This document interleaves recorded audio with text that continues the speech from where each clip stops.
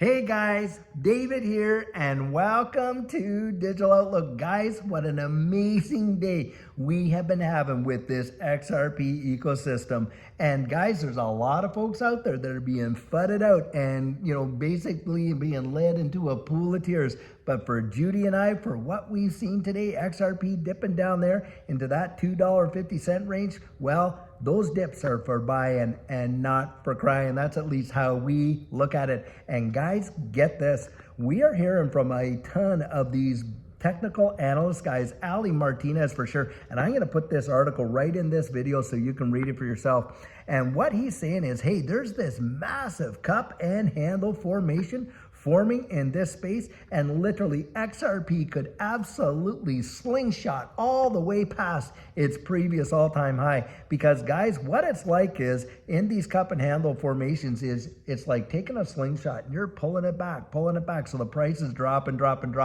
But guys, the pent up momentum, and you let that thing go and bam, does it ever fire off. And that's what a lot of these TA guys are expecting. They're expecting an imminent move to the upside for XRP. And yet, I'll tell you, while the whales are gobbling up like crazy, you got all these fuzzers trying to scare people out. Oh, see, it dropped down to this, and that. I'll tell you what, guys, when Judy and I were going through this space, the opportunities that presented itself based on our convictions and all that kind of stuff were when the price dipped down. That was when we were able to go in there and literally add to our positions and accumulate.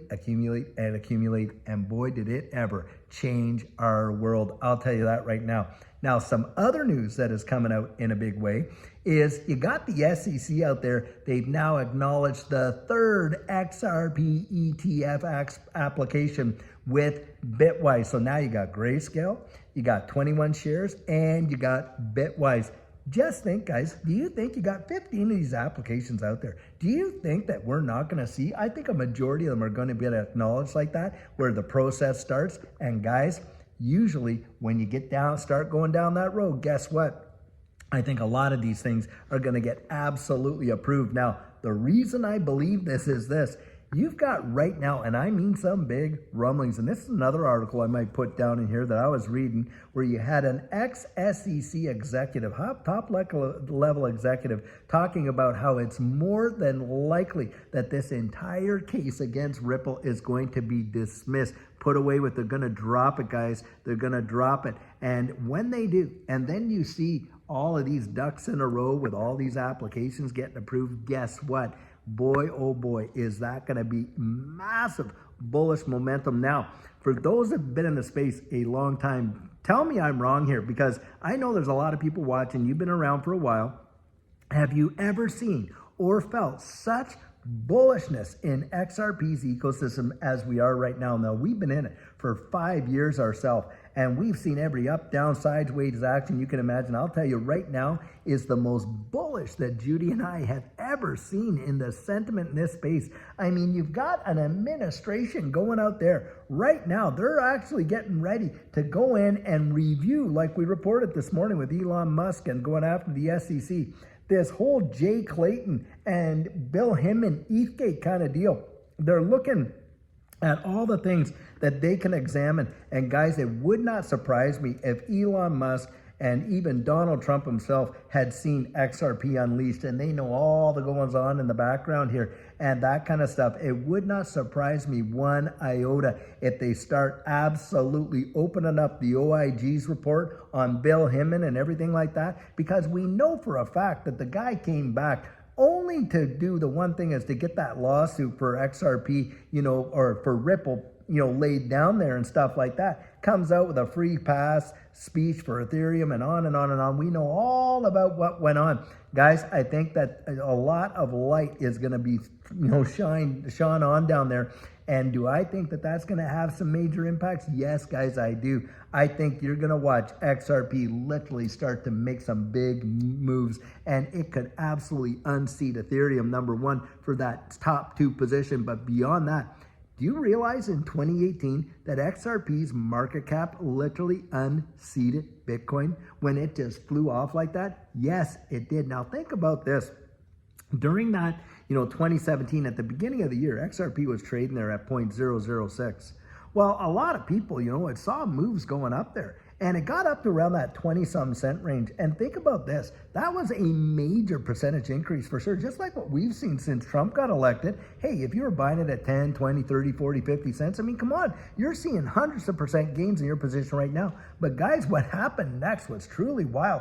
It just tinkered along there at that 20-cent range for a long, long time until finally, bam, it shot off. And look, it did so many multiples. It was crazy. Went to $3.84. Now think about this. How many people do you honestly think back at the beginning of 2017, when XRP was literally a sliver over half a penny, were thinking that it could possibly hit $3.84? I'm going to tell you, not that many.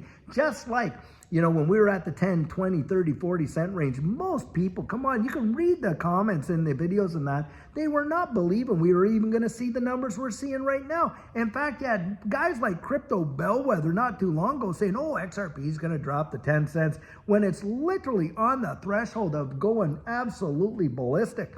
And think about it. If XRP does a move like it did back then, unbelievable. It will be absolutely wild. It'll hit numbers I think most people in those capacities would have never expected. Well, guys, it's got more bullish momentum now than it ever did back then. That is for sure. And where we're going with institutional adoption, who knows where it could actually hit. But I will tell you this. Once we get to that $3.85 range, guys, guess where we are? We're in price discovery. There is no telling how high this could fly. That is for sure. And because there's nothing to measure it against. There's no TA, there's not this, there's not that. It's all the fundamentals and the sentiment, and it could really send it. And that's where you want to have your strategy. You want to be thinking right there at the top of your mind, because I'll tell you what, guys, you think you're going to wait until that happens, you're going to have it all together. No, you won't. If you don't have a plan, and I'm telling you, please, those folks that were there last time,